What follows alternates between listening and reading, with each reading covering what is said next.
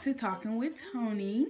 We are sitting here with my very own family, and I'm gonna let them introduce themselves. We have a very special feature today, so I guess we'll start off with you, Dad. Introduce yourself.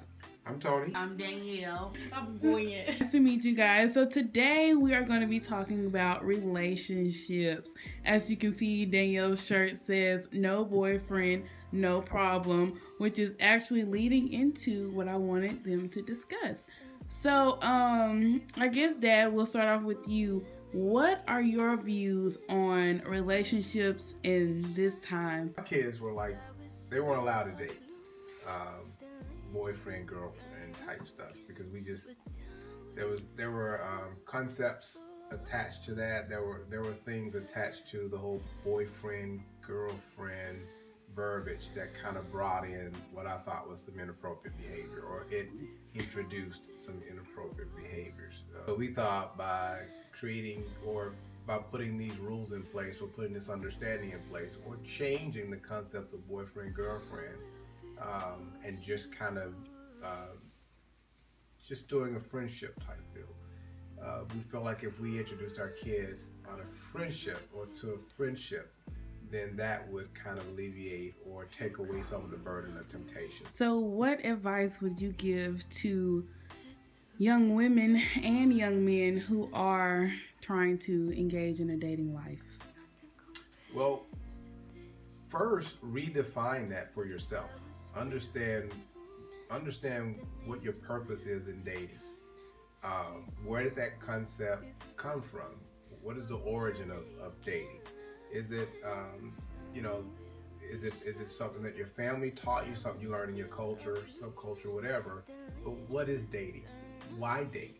What is it that you hope to achieve through dating? And if you can answer some of those questions, I think that in and of itself will kind of alleviate that concept. What we taught our kids is, if you're dating to try to get to know somebody, you can do that through friendship. But because we use the concept of dating, sometimes dating imply a little bit something more than maybe what's there, or what you're planning to get out of the relationship. So we just kind of I would advise that they really go back and find out what is dating, what are you trying to get from it, and where are you pulling the idea of dating from. Wait, I don't think you should start dating until you're ready to get married. And then first of all, women are supposed to wait till their husband finds them, and then the dating process can start. With friendship, you can go out with a lot of different guys, because there's no commitment. And you're just going out having fun, and you get to know them. And then I think you will finally realize which one you start narrowing down. I don't want to go out with this guy, and that kind of might seem like this is the one for me. We had our separate relationships. His wasn't working out. Mine's that lasted way too long, 10 years. Don't ever do that in your life.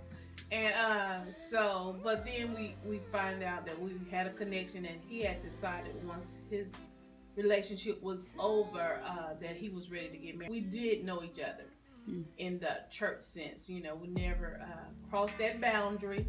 We kept it, So he just decided that he wanted a wife, and I had wanted a husband. You do something like that, make sure that you don't have any baggage that's coming out of relationships, so you settle that. But God was with us, and we did repent and then give our relationship back to God. So we never dated, because he said he wanted a wife, so that was it. I already knew it wasn't no dating.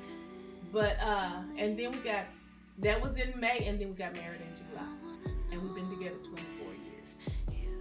So, I agree. I do it all the time. I have a lot of friend guys, and I just like it. Me personally, I just don't want a commitment.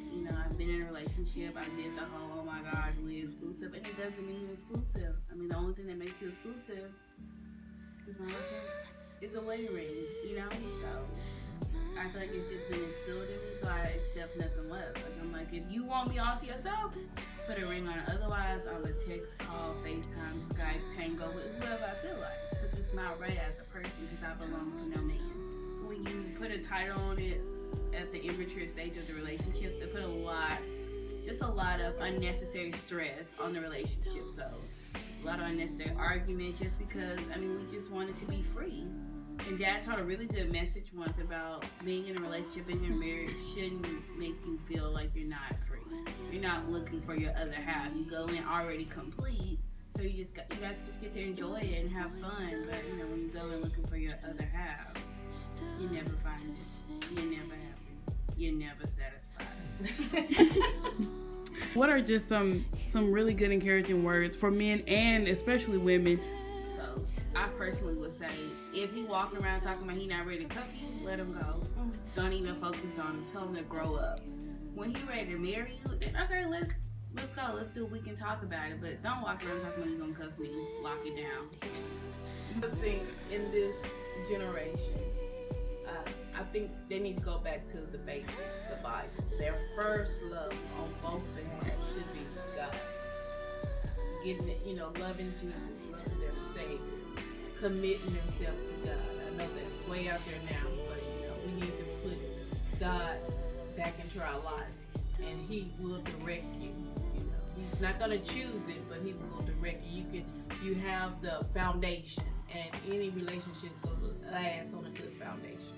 I would say, along these same lines, getting back to if we're going to go that way, and I'm now talking to people who want to believe in God and have faith and trust that that He's going to guide them and that they want to do the right thing according to His wisdom. If that's the path, then I think we need to look back at the origin. The man wasn't looking for a woman, didn't know to. He was just being a man. He was loving God, loving the task of being a man, loving the whole natural, organic flow of that, just enjoying that enjoying his humanity. And then God looked at him at some stage and said, it's not good for you to be alone with all this one, because I have something that I want to happen. I want you to reproduce, and I want you to multiply. I want you to fill the earth with more of your kind, and you can't do that alone. So He saw purpose, and that was the reason that He brought the woman, is because it was time. If we trust God, then that's the plan. Is as a man, you enjoy being a man. You enjoy life, enjoy the organic flow of humanity. And then if you're a woman, there is a man that's enjoying his life as a man and enjoying that whole maturation process. And when it's time, God will cause you to be in the presence of men who are looking for or who are now awakened to who you are. So I think that's where we want to get back to.